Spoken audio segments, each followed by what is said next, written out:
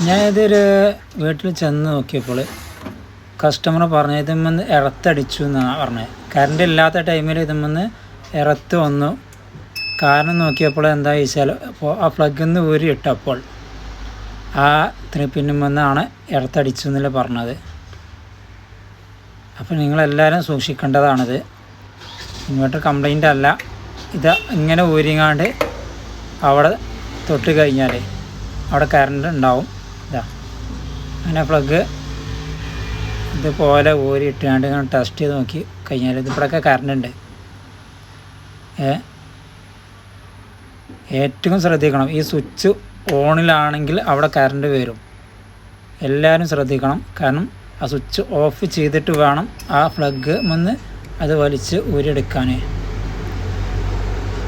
ഒരു കസ്റ്റമറെ നല്ല അടി അടിച്ചുകൊണ്ടെന്ന് പറഞ്ഞേ.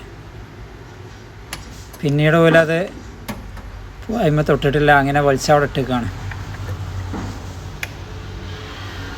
അപ്പോൾ എല്ലാവരും സൂക്ഷിക്കണം.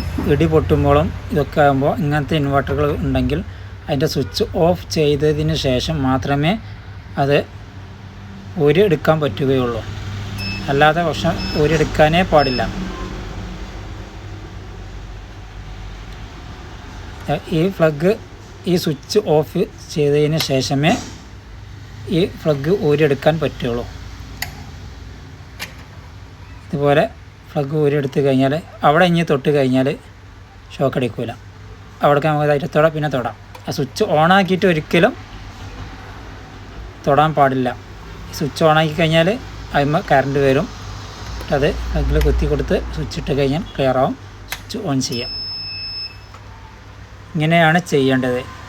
അല്ലാതെ അവിടെ പോയിക്കൊണ്ട് നമ്മളത് പ്ലഗ് നേരെ ഊരിട്ട് കഴിഞ്ഞാൽ അതിന്മേൽ നല്ല ഇടത്തടിക്കും, ആൾ തീരുമാനമാവും.